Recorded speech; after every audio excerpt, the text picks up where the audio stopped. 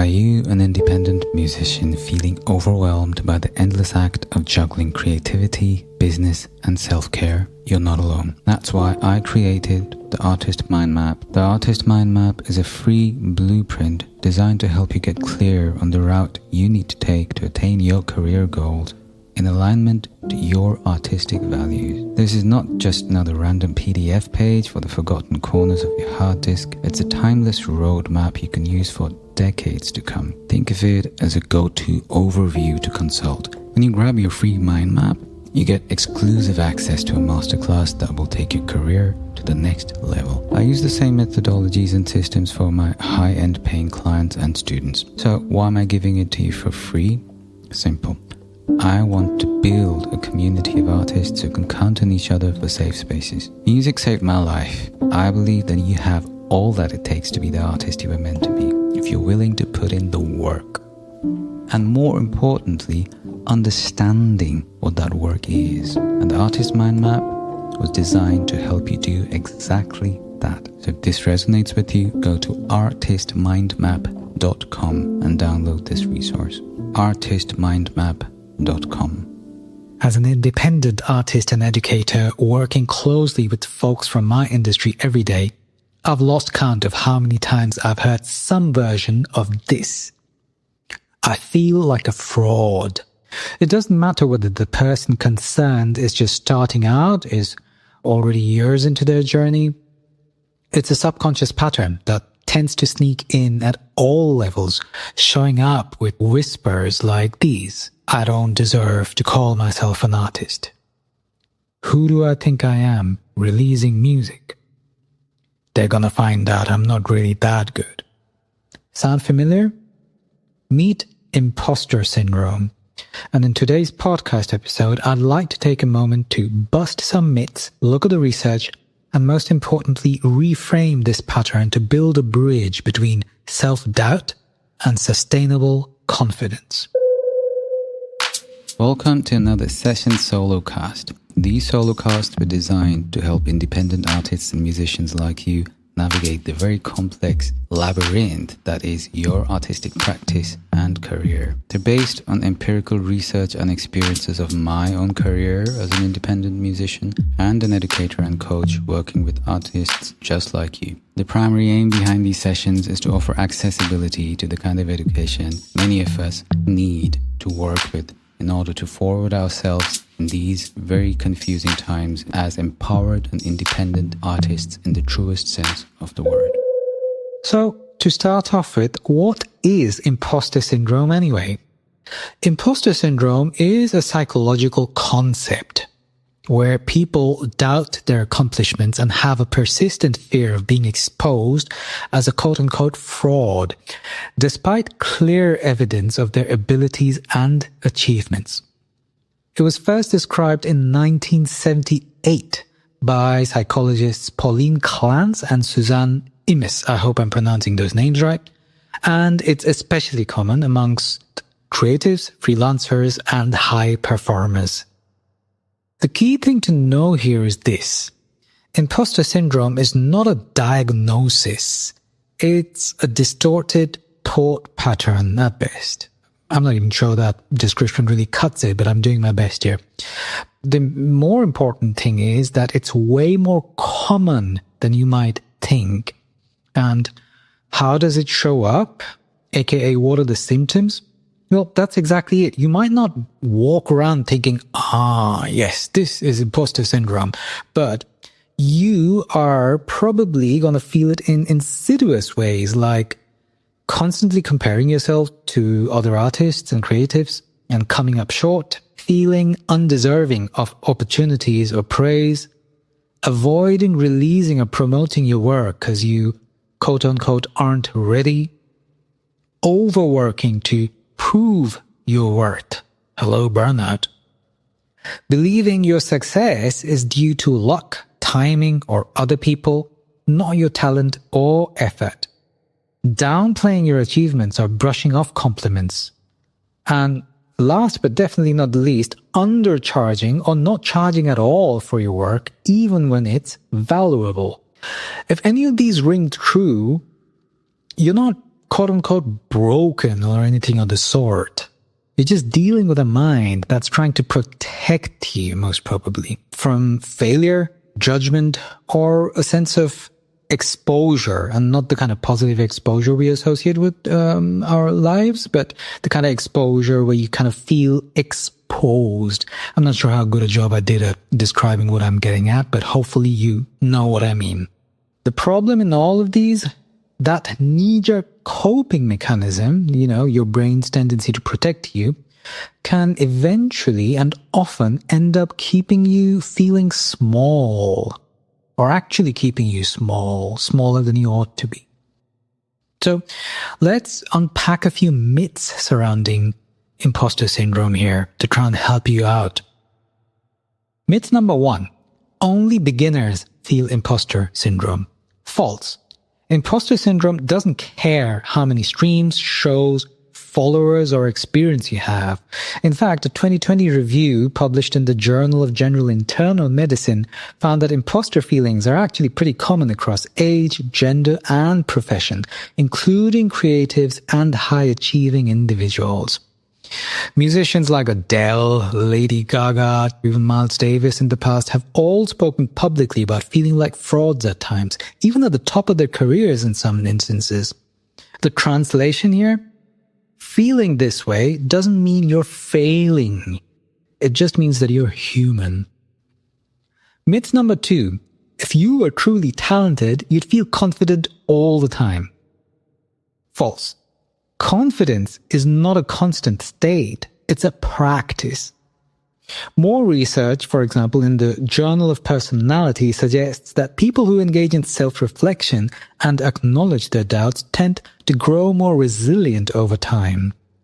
That's good news for us artists, because creative work requires regular self-inquiry. In my mentoring sessions, for example, I try to help my mentees build confidence like a muscle. The kind of thing you can train and grow and strengthen through clarity, aligned actions, intentional creative routines. You don't wait till you feel quote-unquote ready. You build readiness by doing the work anyway. Myth number 3. You have to eliminate imposter syndrome completely to be successful. False. Actually, the goal isn't to eliminate imposter syndrome altogether. It's to build a healthier relationship with it, as counterintuitive and almost weird as that sounds. But think of imposter thoughts as a signpost. Sure, they're uncomfortable, but they often show up right when you're leveling up, trying out something new, or stepping into a more authentic version of yourself. Inside my self-study course for artists, for example, the CIAR, Complete Independent Artist Roadmap, I use the why, what, how framework to help artists refrain from chasing perfection and focus on intentionality instead, so the artist reduces the chance of finding themselves with imposter feelings. And if they do, they learn to reframe them and move forward anyway. If you scroll down the blog post or have a look at the other podcast episodes, depending on where you're listening to this, you might actually find my episode where I talk about the why, what, how framework. Let's talk about a few bridges here that we want to build between these two twins, two sides of the same coin, self-doubt and self-confidence. Yeah.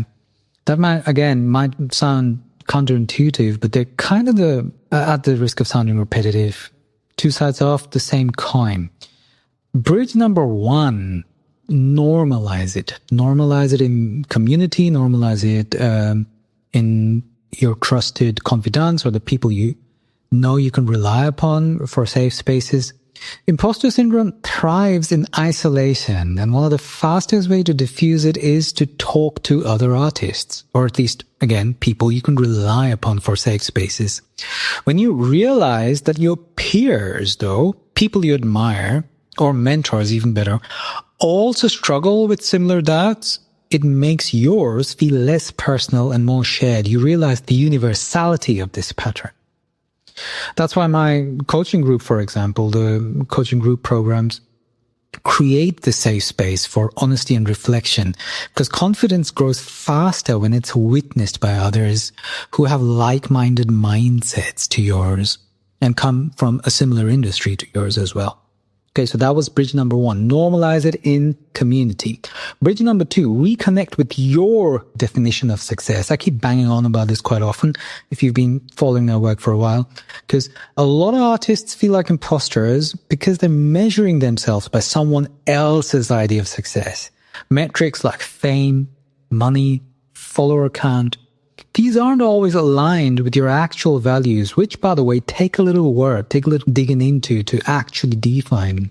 So it's imperative that as artists, we learn to define what that word success means on our own terms. That way, we can finally stop chasing the wrong goals and start feeling more grounded in our journey so we can actually nail the ones we really want to. Yeah, so that was bridge number 2. Reconnect with your definition of success. Bridge number 3, build a practice. Build an artistic practice that actually supports your confidence. Confidence is not a mystery. It's the result of structure, clarity, doing the work, and ideally, some qualified support to help you enhance all of this.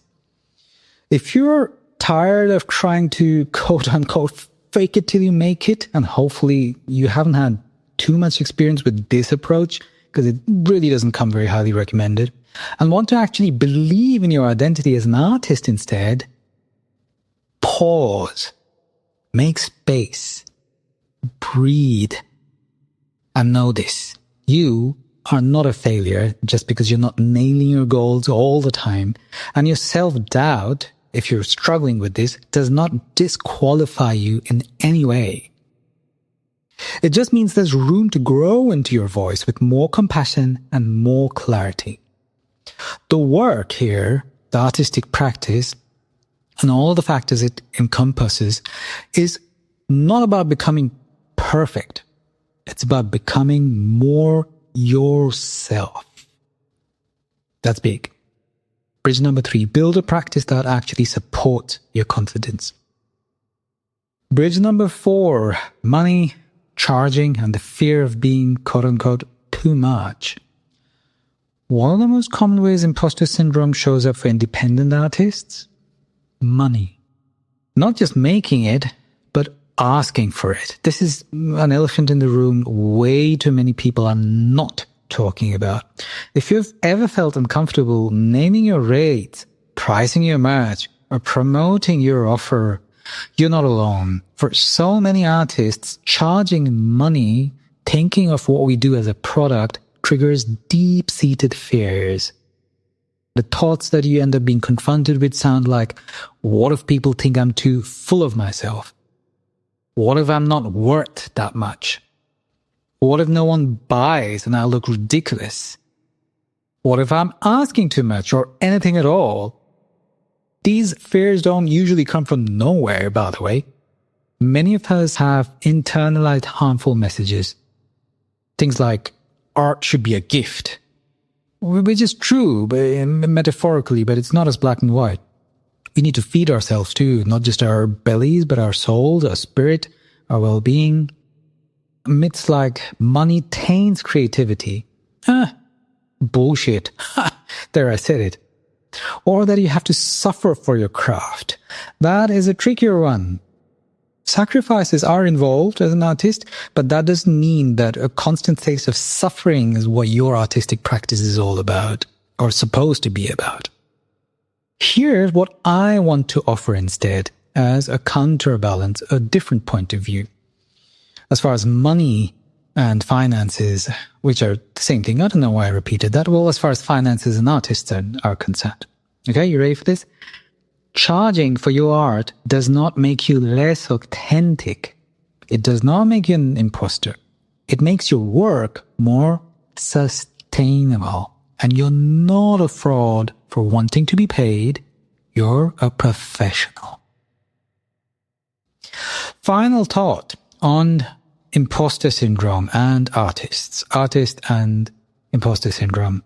Here's the thing. We don't need to be completely fearless to be an artist, though that is a fantastic ideal to have. But I would contend that what is more important is to be willing. Yeah? Think about that one. You don't have to be fearless. The fearlessness is not as much important as being willing is. The willingness to actually be an artist, to sustain your artistic practice, your career, that. Imposter syndrome might visit from time to time. It's kind of part of the deal, or can be anyway. We don't want to provoke the gods there. But it doesn't have to decide your path or define your identity as an artist. With reflection, self-awareness, some community support, consistent practice, and maybe some decent mentorship, we can learn to recognize it for what it is and keep moving forward with greater clarity and self-trust. Our creative identity is something we're meant to grow into, not to be perfect at from the very onset. Hope that helps. Hey folks, I hope you found that episode helpful. Here's a little request. If you did, consider sharing this episode with your folks. Think about the ways in which they might benefit the way you did. And please don't ever hesitate to reach out if you have queries. My name's TL. I'm an independent musician and educator and the founder of the Holistic Musician Academy.